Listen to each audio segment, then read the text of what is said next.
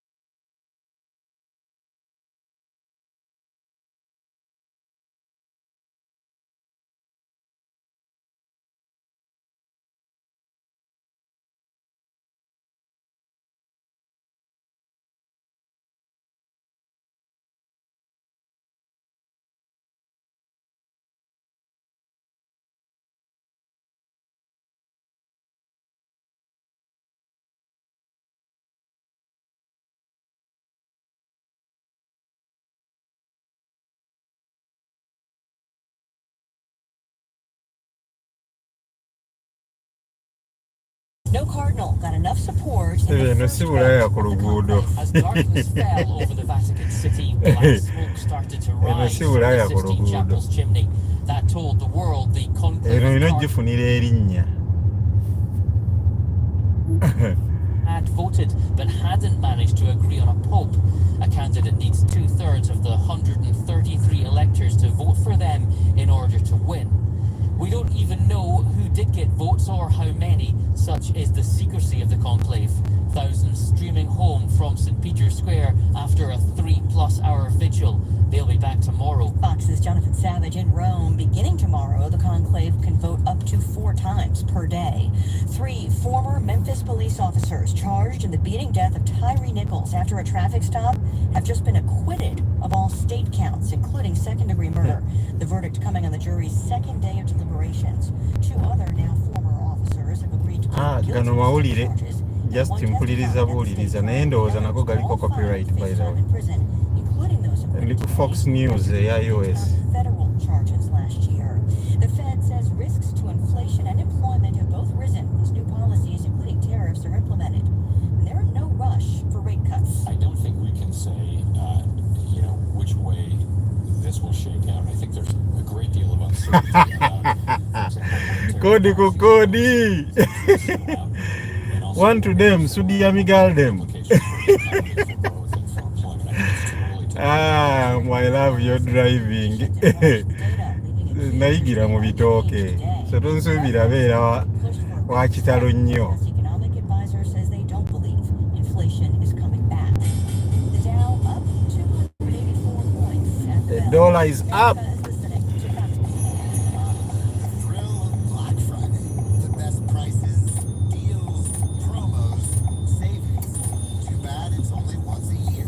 Or No bumps, no nothing. Tuliyo nti Bulaya ku luguudo. Ah, nange Bulaya ku luguudo wali badde omugamba najja n'atuninga in n'afuna content. projects have done. Offer ends May 7th while quantities last. Bulaya ku luguudo muyite. Ajja afune content. Stay on top of the latest forecast with America's Weather Team in the palm of your hands. This is the latest from America's Weather Center. It's Fox weather updates throughout your busy day, every day. That heat's going to be out there for one more day. Temperatures being 30 degrees above average. No, it is 26. How much? Meteorologists and the worldwide resources of Fox in your hands. How much is Fox Weather Podcast presents personal, powerful subscribe. Oh my god, the car is so expensive. Connect to Fox News audio on the Fox News. The car is really expensive. It is the gadget. It is very expensive. And it is the gadget that I'm using that is so Police expensive. reported ahead. Okay, no problem. Kakati wano we tuba tuvuga emmotoka zino ziri mu state of art technology. Mbwe nsobola okubuulira mbu poliisi gy'eri mu maaso n'okendeeza oba n'oyongeza.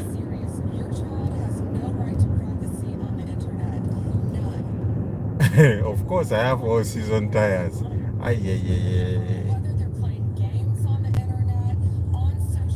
Thank you very much.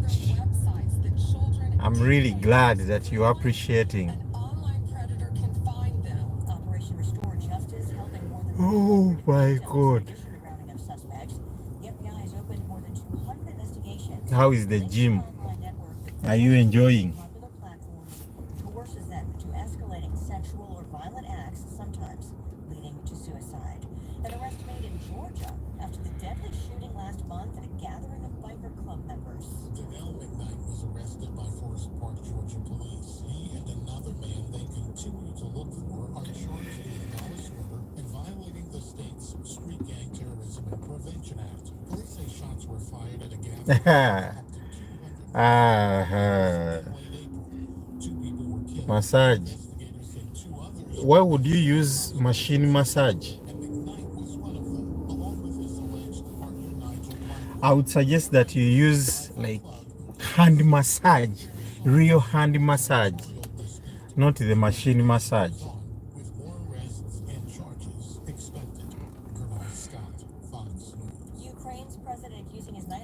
you don't have to go in for the cheaper one. 3-day ceasefire with You Russia. can go in for like the one of Plans a 3-day ceasefire beginning tomorrow. $50 for 45 minutes. Surrender in World War II. Recapping Wall Street. 45 minutes is enough. Dow up 284. The S&P and the Nasdaq also in the green. At least the rating. Google solves everything there. I've seen a lot. You just go to Google, say massage near me, then look at their prices. Most times it is $45 for, actually no, $50 for 45 minutes. No, please.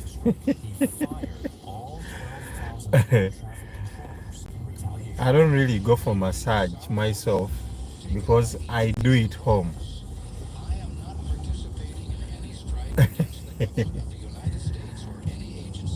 I do it home. You buy the essential oils, you buy the massage gun, then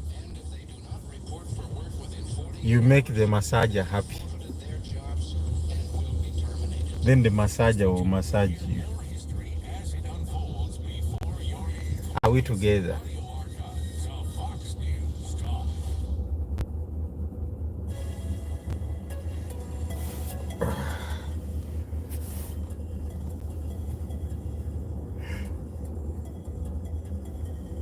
This traffic is trafficking. Manak, Eglinton.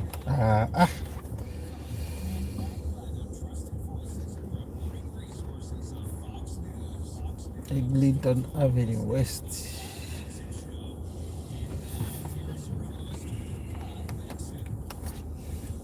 Feels like there is a collision ahead. This is a standstill. Standstill.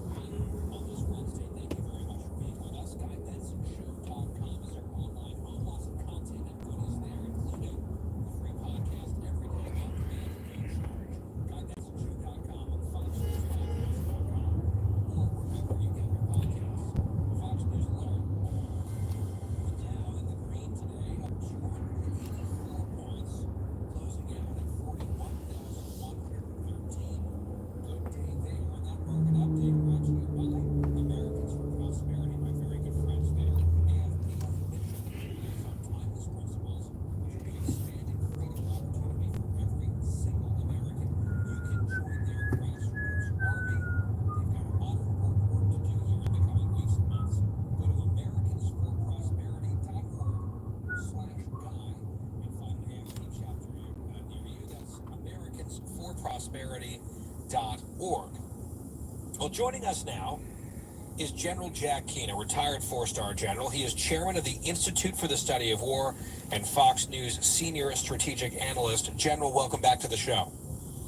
Yeah, delighted to be here, Guy, with you and your audience. I want to start with this topic, which seems like a very big deal to me, because there are two nuclear-armed powers that are sort of now at war with each other, or at least potentially starting to go to war with one another. India Huge and populous Pakistan. countries with nuclear weapons, as I mentioned, India and Pakistan. Can you just explain to us what happened here? I know things started with a terror attack inside India, and now some reprisals. What's going on?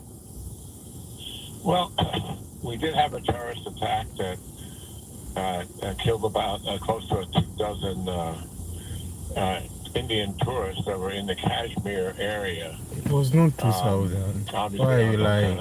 It is vacation 30. or whatever. The terrorists were focusing as normal on civilian unarmed population. For our audience to understand, Pakistan and India were separated as independent countries when British India left, and that took place in 1947, and they left Kashmir, which is to the north of both countries, and they divided Kashmir.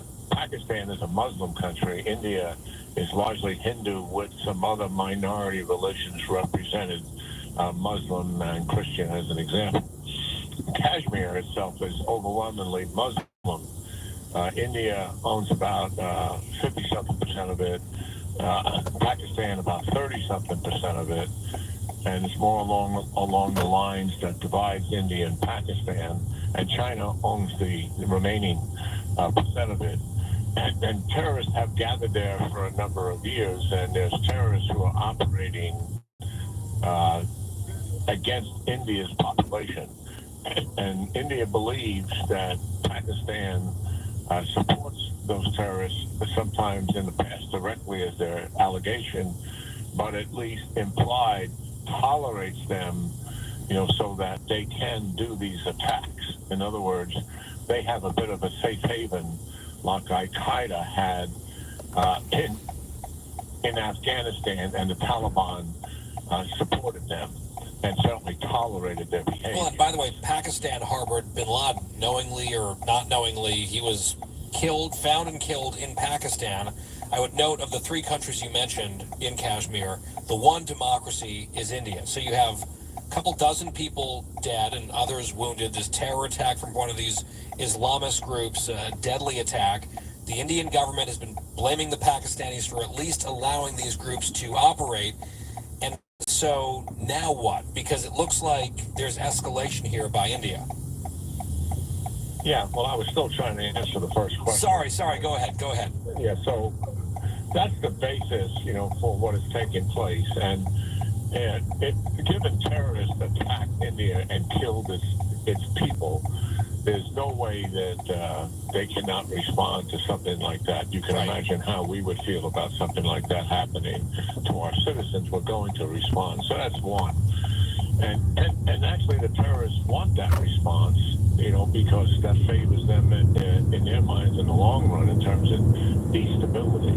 The terrorists would love it that Pakistan and India got involved in the war. But I don't think that's going to happen. We've had about 6 or 7 of these incursions, and each time India, who normally is the country that's attacked, has reciprocated with a very calculated response. This time, nothing attacking government or military facilities, no military bases, obviously no civilian population targeted. They attempted to target where the terrorists were, a training camp or bases of operations, best they could determine. So that is limited.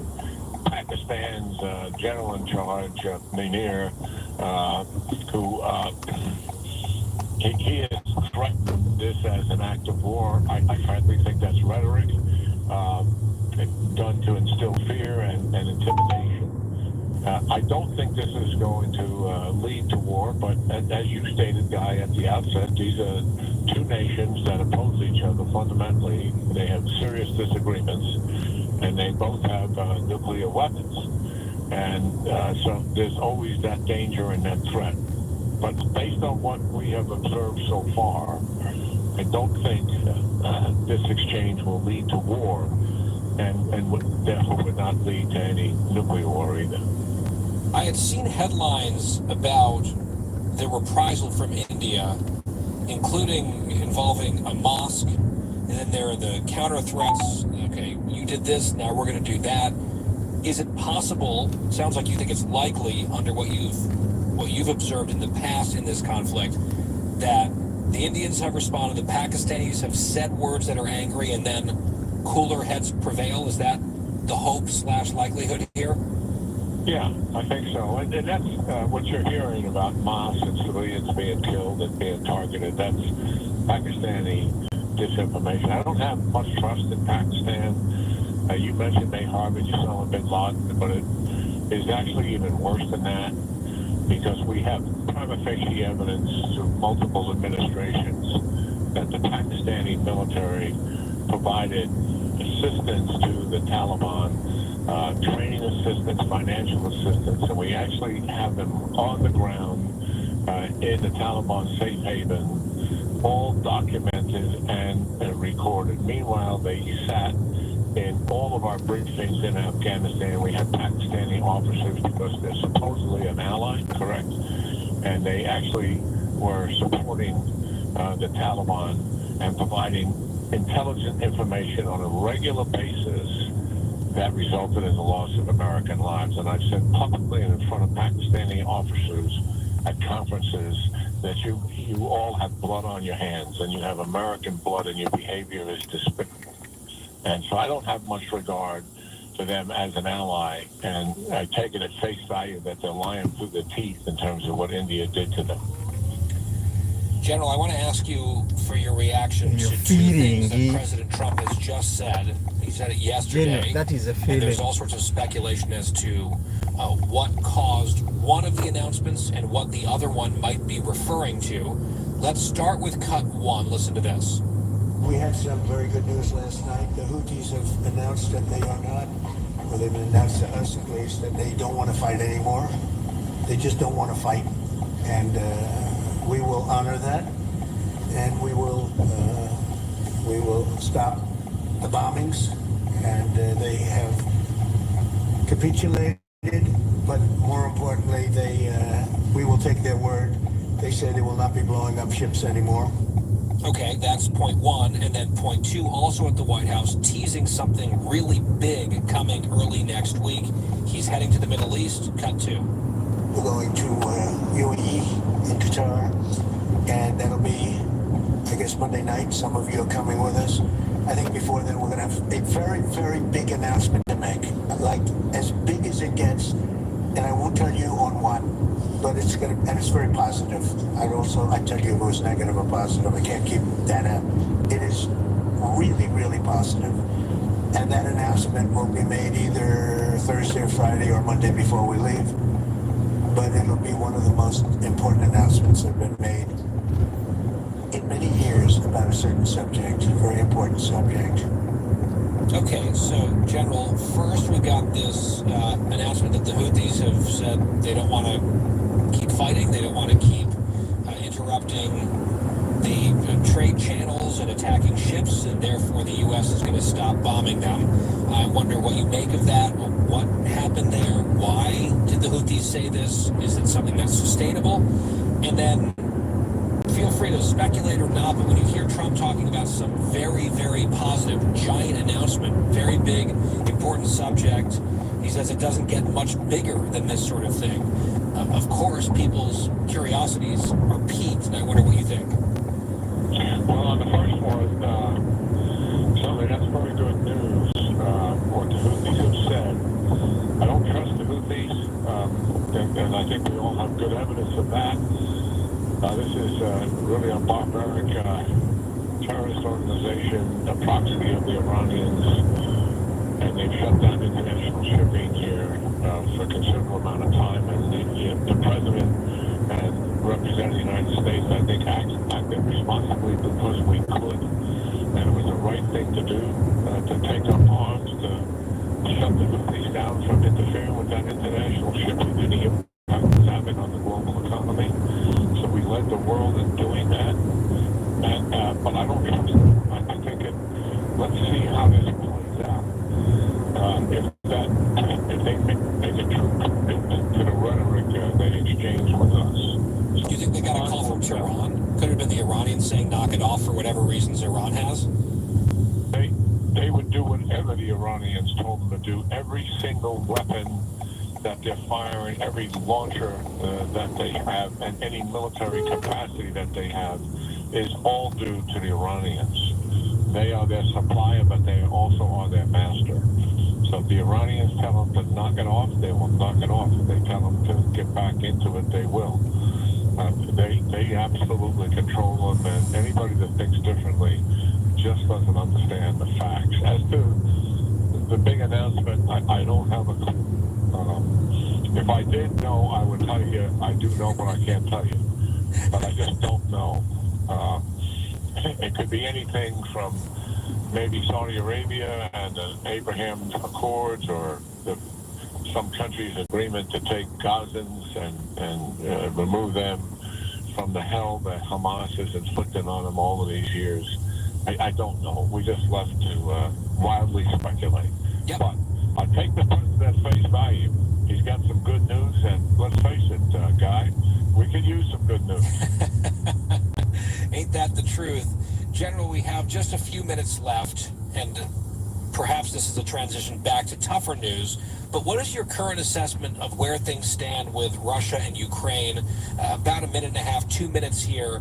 U.S. still acting as mediator, but apparently, frustrated, looking a little bit bleak, the Russians continuing to provoke and escalate and then sort of scurrying off to temporary ceasefires, then back to the attacks. What's your read right now?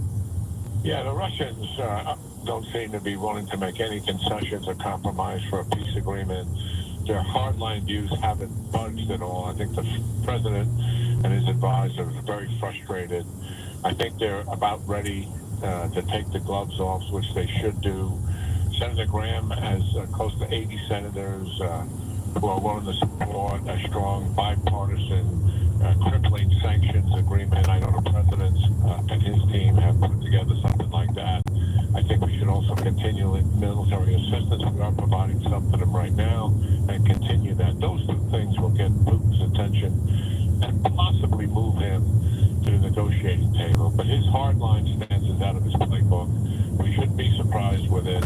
He talks nice to the envoy, Steve Witkoff, and then plays real hard with his negotiators who are involved. And that's kind of where we are. Take the gloves off and let's force him to the negotiating table. That may not work either, but let's give it a try.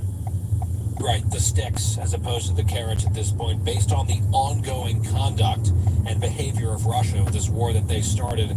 General Jack Keane, retired four-star general, chairman of the Institute for the Study of War, and our colleague here, Fox News senior strategic analyst. General, we always value your time so highly and your expertise. Thank you very much for making time for us.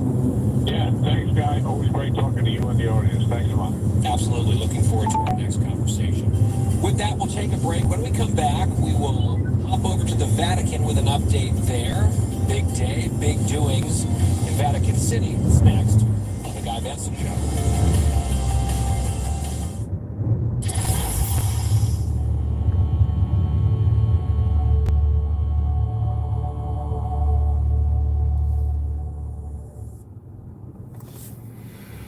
Life insurance. Why are you putting it off? Can't afford it? Too much hassle? Think you don't need it? There's lots of excuses for putting off life insurance. But if you weren't there, who would pay the mortgage and other bills? With Ethos, you could be covered in 10 minutes and boom, family protected. Ethos, fast and easy online term life insurance. Up to $2 million in coverage with no medical exam. Some policies as low as $1 a day. Answer a few health questions and get your free quote at ethos.com/news. That's ethos.com/news. Are you living with dry AMD? If so, you could be on the road to geographic atrophy, or GA, a condition that leads to retinal cell death and permanent vision loss. But with Izervay, you can slow it down and get it going slower. Izervay slows GA progression by targeting a key source of retinal cell death, which may help preserve your vision longer. Izervay, or Avastin Captain Pagel, is a prescription eye injection used to treat GA. Don't take it if you have an infection or active swelling in or around your eye. Izervay can cause eye infection, retinal detachment, or increased risk of wet AMD. Izervay may temporarily increase eye pressure. Your vision may be impaired after an eye injection or exam. Don't delay. Ask your doctor about Izervay today. Izervay gets GA going slower. Visit Izervay.com. That's IZERVAY.com. Paid for by Astellas Pharma. Greg is a real Prevagen user, and this is his story. Hi, I'm Greg. I'm not an actor. I'm just a regular person. 8 years ago, I just didn't feel like I was on my game. I started taking Prevagen, and I want people to know that Prevagen has worked for me. Give it a try. I want it to help you just like it has helped me. Prevagen, at stores everywhere without a prescription. This product is not intended to diagnose, treat, cure, or prevent any disease. Testimonialist was compensated for their time. I'm Benjamin Hall, Fox News senior correspondent and New York Times best-selling author, and I'm searching for heroes. Every Monday, I'll speak with a few silent but noteworthy heroes, everyday people who illuminate stories of compassion and are true embodiments of heroism. Make sure you subscribe to my podcast, Searching for Heroes with Benjamin Hall, wherever you download podcasts, and please leave a rating and a review. Now, from the historical audio archives of Fox News, legendary legendary tennis champion Arthur Ashe was the first African-American player to compete professionally in tennis. In leading UCLA to the NCAA title in 1965, he created a tennis program for inner cities in 1968 and was the US LTA amateur champ and won the first US Open at Forest Hills, being ranked co-number 1 with Rod Laver in that year. This is still one of the Grand Slam titles, and now I'm also Approaching a railroad crossing. this year. After a day of rest yesterday, it was pretty tough today, and I look forward to playing him again because for this year we're all square. I think I beat him about a month and a half ago in Detroit under poor lights.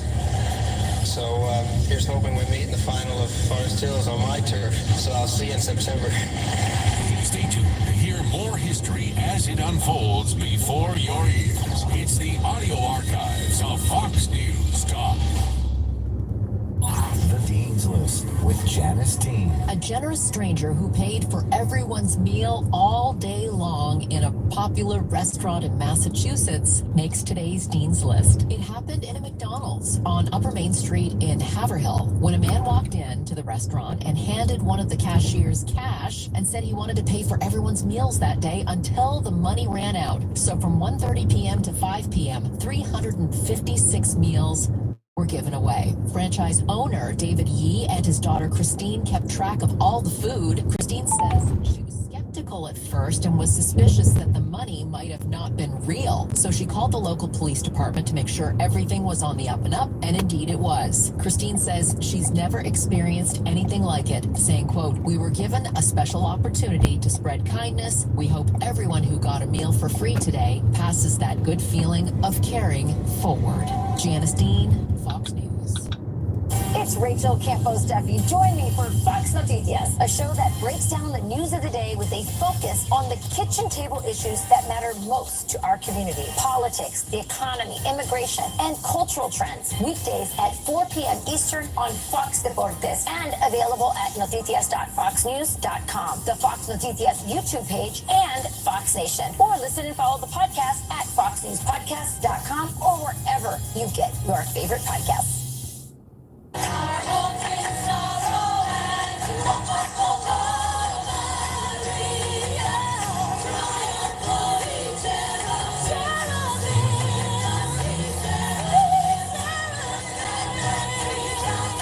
I'm Guy Benson. We are back. If you're listening on the broadcast, what a treat. I insisted on this. One of my favorite songs from Sister Act. What a great movie. 90s classic. And it seemed appropriate because the papal conclave is underway at the Vatican. So a little Catholicism theme there, music-wise. And I just had to bring this to everyone's attention. If you're not following it very closely, one of the cardinals who is in the mix to become the next pope is a man, and I am not trying to make light of any of this because it's a very serious, solemn, in some ways sacred ceremony and deliberation that they are engaged in right now, but it is irresistible to talk about Cardinal, and this is his real name, Cardinal Pizzaballa. That's his name. 60 years old. He is the Latin Patriarch of Jerusalem. He's lived there since 1990. After October 7th, he famously offered himself up to Hamas to be taken hostage in exchange for the children who were stolen. And he is one of the cardinals apparently under discussion to succeed Pope Francis, who just recently passed away. Pizzaballa is his name. And of course, the jokes are everywhere that if he were to become Pope, he should take the name John, which would make him Papa John. His name is Pizzaballa. It takes a heart of stone not to find this funny. I was saying, even if you maybe had a campaign within the conclave on his behalf, the slogan could be something like, better encyclicals, better vestments, Papa John.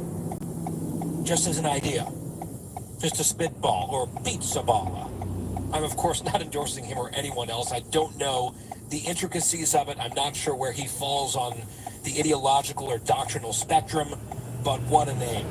And there is this fascination with the process. The mystery behind it, the secrecy, how they're cloistered, all their devices are taken, they're sort of sealed into that room until the white smoke emerges. And when it does, and the new pope is announced, it will be a massive global story. In the meantime, though, having a little fun with it, I think, is fine, without being disrespectful to our many Catholic friends. Even the mean nun in Sister Act, played by Maggie Smith, even that character might have cracked a smile at Pizza Bob.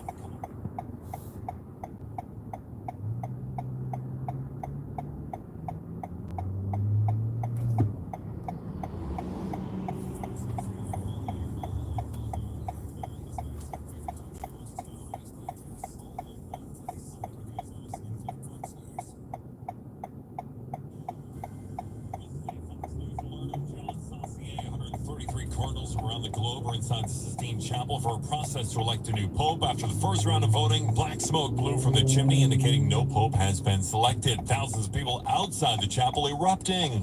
Hi, Claudia. We are expecting more votes tomorrow. The tensions rising between India and Pakistan after Indian forces launched missile strikes into Pakistan. Texas Congressman Pat Fallon on Fox News Channel says it's in Pakistan's best interest to de-escalate. No nation state's going to stand for this. When their citizens are murdered, it's a nation state's responsibility to respond, because you have to keep your nation, your citizens safe. Because if you're not safe, then you're not free. We wouldn't stand for it. Israel certainly didn't. Israel didn't after October 7th, and I don't expect India to. Pakistan calls the strikes an act of war. America's listening to Fox News.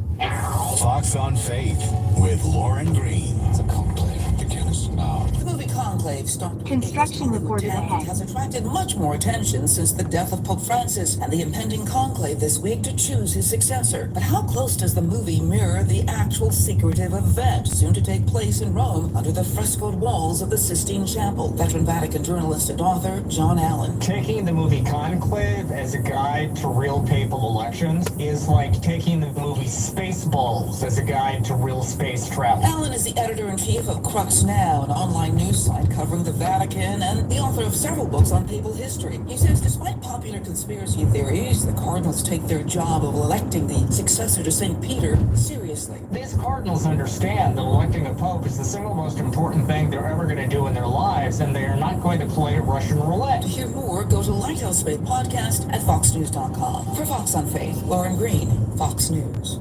This is Fox News Talk. Headline Rewind. 1986. Despite our repeated warnings, Gaddafi continued his reckless policy of intimidation, his relentless pursuit of terror. He counted on America to be passive. He counted wrong. Engines throttling up. 3 engines now 104%. Challenger, no and throttle up. Flight controllers here looking very carefully at the situation. Obviously a major malfunction.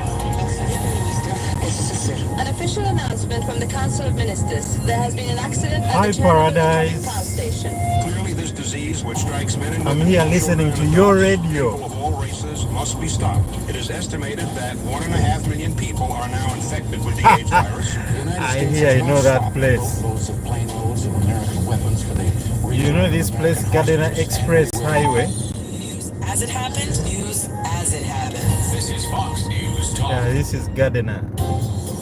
This is House Call for Health. The third person to receive an implant from Elon Musk's brain-computer interface company Neuralink as part of a clinical trial reveals himself. Hi, I am Brad Smith.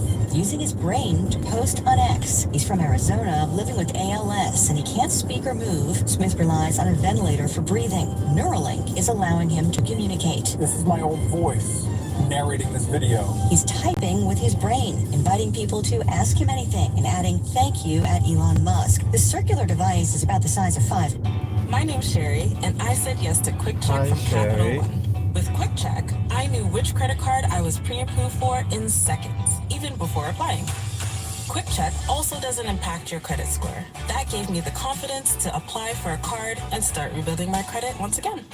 Try Quick Check from Capital One to know if you're pre-approved for a credit card before you apply without impacting your credit score. Visit CapitalOne.ca/QuickCheck. You've got this, we've got you.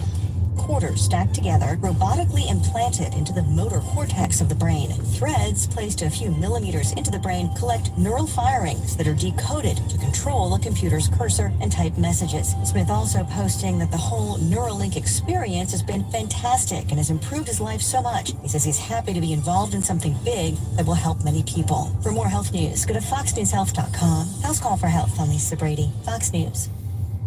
Fox Across America with Jimmy Thaler. It's so funny. The Democrats had a sit-in outside the Capitol. Normally when you have like a civil rights sit-in, like you're obstructing someone else's business, they obstructed themselves. It's so embarrassing. Just say you don't want to go to work. Oh my God, Democrats. Outside the office. It's so embarrassing.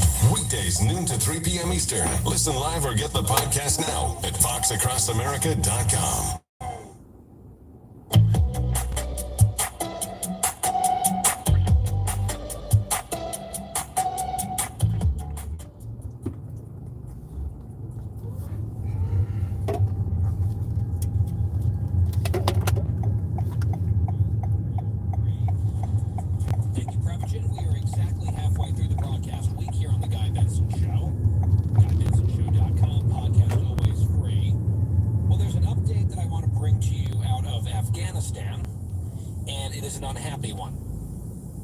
Former Obama administration official Tommy Vitor once said, "Dude, this was like 4 years ago." But it was one of the most significant developments of the Biden presidency. The one that in fact sent his approval rating underwater, never to recover. The American people, by and large, were behind the withdrawal from Afghanistan, but we were promised by people in charge, including the commander-in-chief, that it would be orderly and respectful. It would not leave anyone behind. It would save Americans and allies and get anyone who wanted to leave out, very much including U.S. citizens, U.S. legal residents, and allies. There were solemn promises that were made and then shattered in the chaos. And now, almost 4 full years later, we are taking inventory, in some cases quite literally, of what that chaos wrought, what those decisions brought about. The rush to fulfill a political promise on a political timeline with disastrous consequences. Ones that we were assured would never happen, and then they materialized, and we all watched them in horror together. This is a story at the Washington Free Beacon by Adam Credo. Here's what he writes. The Taliban took in $3.4 billion in revenue over the last year, boosting its cash supply by 14% amid the return of Afghanistan as a central safe haven for terrorist organizations across the Middle East, according to a U.S. government watchdog group. The repercussions of the Biden administration's disastrous 2021 military withdrawal from Afghanistan continue to reverberate across the war-torn country, with multiple al-Qaeda affiliates accessing American-supplied, quote, weapons seized from the former Afghan National Army, according to a new oversight report by the Special Inspector General for Afghanistan Reconstruction, so SIGAR. This is an Inspector General, a watchdog within the government, specifically looking at what happened in Afghanistan. And that is the top-line conclusion.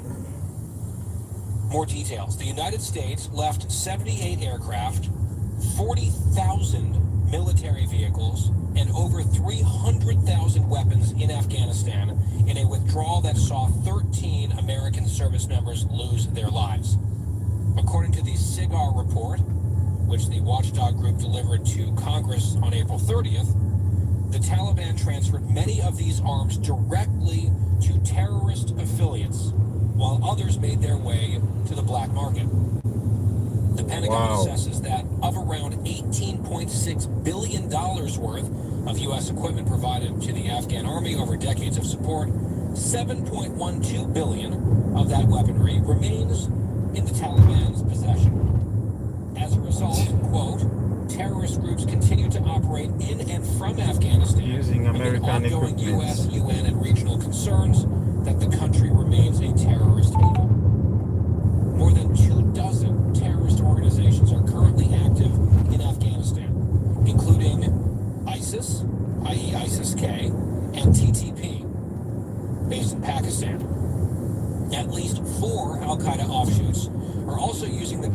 organize operations. Terrorist groups, SIGAR reported, continue to use Afghan soil to train and plan attacks, and a, quote, small but steady flow of foreign terrorists continue to travel to Afghanistan and join one of over 24 terror groups based there.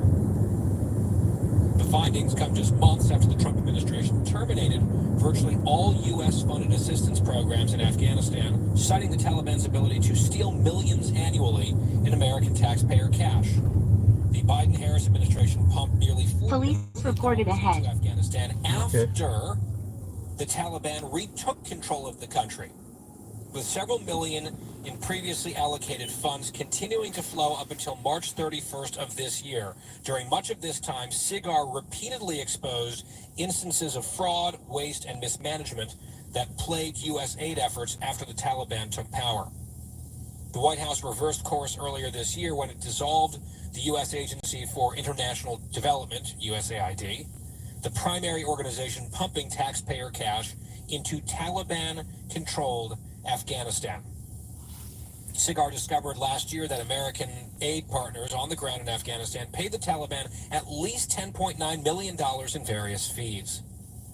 The State Department terminated funding for all but 2 of the 24 U.S. programs inside Afghanistan, saving American taxpayers more than $1 billion through the end of 2025, according to SIGAR.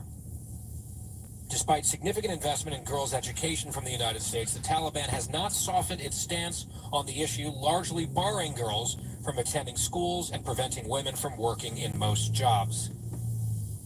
SIGAR, the Central U.S. Afghan Oversight Authority since 2008, will cease its operations early next year as the Trump administration brings aid to the country to an end. So I know that the piece about women and girls is just sort of buried toward the end of the story. It's one of many disturbing stories in Afghanistan. It's one that you don't hear about ever from the very pro-women, female empowerment feminists, asterisk, on the left. But from an American strategic standpoint, vital interests, you might say that what's happening to females in that country is horrible and very tragic, and the natural byproduct of letting a theocratic, fanatical Islamist organization take over the country, which is what happened, of course, during our withdrawal, and then was cemented afterwards. It may not be, according to a lot of people, a core American interest. Something very sad, something very concerning, but not a core American interest. What is a core American interest is the fact that this terrorist organization is taking in billions of dollars in the country that they now control. Let me remind everyone that the reason 9/11 happened and the reason that we went into Afghanistan after 9/11 is because the Taliban, this group, controlled Afghanistan. And they allowed terrorist organizations to sprout up and train there and plan there and plot there, etc., including Al-Qaeda. And then, after all that harboring and all that plotting and planning, 3,000 Americans were murdered on a sunny Tuesday morning in New York and Washington and Pennsylvania. Hence the war. And you might think the war went on for too long and dragged on and tried to set up a democracy that might last in a durable way in Afghanistan was a fool's errand. Fine. But there were a lot of people saying, let's end the war. Let's leave a residual force behind, a small one. We were taking 0 casualties by that point. Let's leave a small residual force to help at least prop up the Afghan military and make sure that there is not a return to the pre-9/11 Afghanistan, where terrorists completely run the country and various terrorist organizations are given time, territory, and treasure to plot their next attacks. The Biden team said, no, we want every single person out by this exact date. We want to keep a political promise and then brag about it to the American voter. And of course, that turned out to be a cataclysmic decision, resulting in, as I just relayed, dozens of aircraft, tens of thousands of military vehicles, and hundreds of thousands of weapons being left in that country to the Taliban. We just abandoned that stuff. because we were rushing out as quickly as possible. We didn't even take the time to destroy our equipment. So it couldn't be used, I don't know, against us in the future. Yeah. That is how rapid the withdrawal was and how little planning and forethought there was. It's just like, this is the date, we've got to get it done, who cares? And we left billions of dollars of these weapons behind. Not even money. That are still in the possession Aided not only of the terrorists.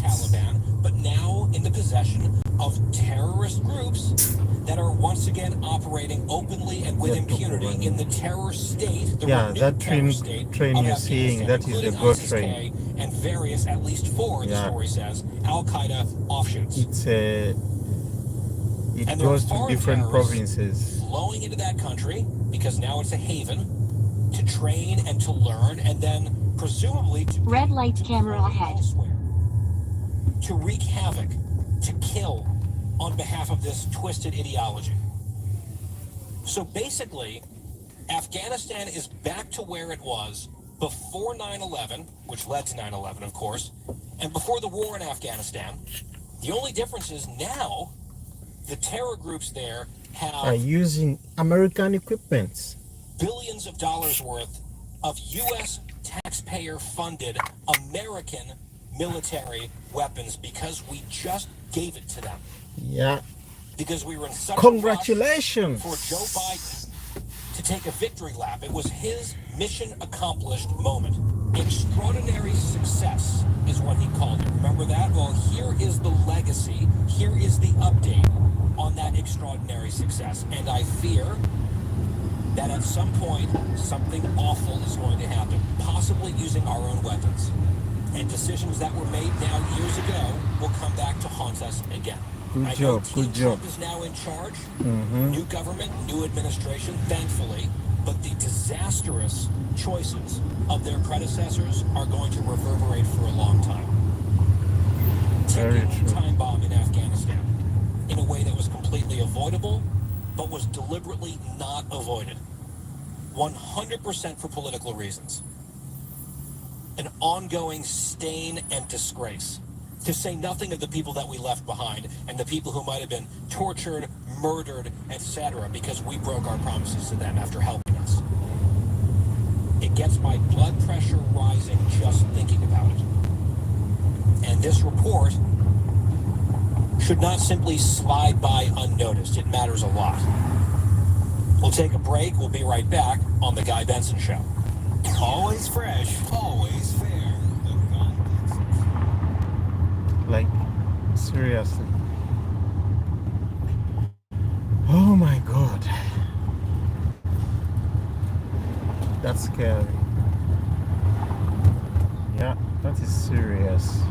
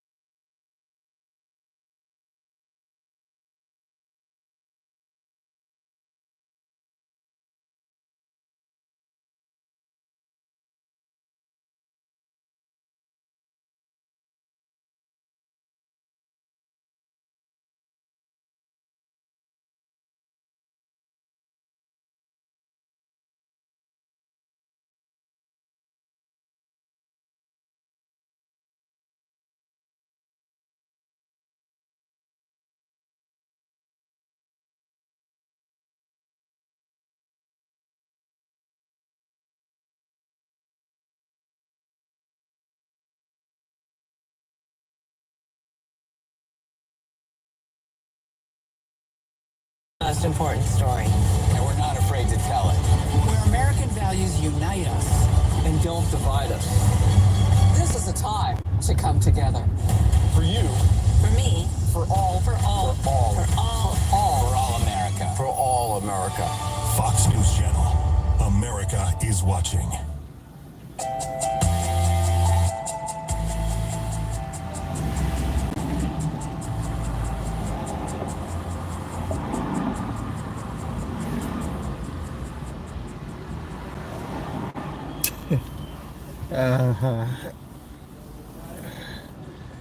Mulabi Rasta Impale.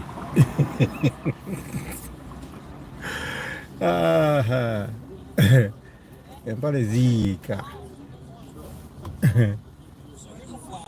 I saw this from Clay Travis on social media today. Come on, it's one of come many on. manifestations of Don't things do like that. this that happened back in 2022. Remember the so-called "Don't Say Gay" law in Florida? That was nothing of the sort. The main thrust of it was for K through 3 education, kindergarten to 3rd grade. There could be no classroom instruction on sexuality or gender identity. That was the main purpose of the law. There were a few other elements of it. I had questions about it. I talked to Governor DeSantis here on the show about those questions. But "Don't Say Gay," quote unquote, was a complete misnomer used by activists, invented really by activists, and then instantly regurgitated and amplified by the so-called news media. It was a lie. It distorted what the bill and the law actually did, and then when people were polled on what the bill actually did, there was overwhelming support because people don't like the idea of that kind of sexual or gender indoctrination being jammed down the throats of first graders. Not to our kids. But all the activists and their many supporters in the press were up in arms. They were outraged. They tried to turn this, and they did, into a national story about the knuckle-dragging, right-wing bigotry of Florida and its conservative governor and government. And they did that primarily by ignoring what the law actually was and screaming "Don't Say Gay," which wasn't an accurate reflection of the law. So at the time, during the NCAA women's basketball tournament on ESPN, owned by Disney, remember Disney got into this fight, stupidly waded into this fight against the government of Florida in favor of this radical activism, which did not end well for Disney, and they have since retreated and said, you know what, no more politics for now for us. But it was all the rage back then. And during this telecast of the women's basketball tournament on ESPN, broadcasters Courtney Lyle and Carolyn Peck decided to get up on their soapboxes and use this platform. Okay, it's been a pleasure. That was the drive from Brampton back here in Toronto. I'm currently on Queen Street, and that's Queen and Gordon Bear Road. Yeah, going to pick up someone and then head back home. Hope you have a nice day, and we shall be doing this every now and then, so you can see what is really happening on the Toronto roads, on the Canadian roads. And I promise when I get a longer trip, longer than that, I promise I'll record it and I'll share it with you, or we shall be live together. Otherwise, thanks to my moderator, Omsao Tinta, and also thanks to all those that have been online today. I see one person, Paradise, thank you very much, and please come again and keep enjoying the road. For now, that's it, and thank you very much. Have a blessed evening, a blessed morning, and a blessed night everywhere around the world. Thank you.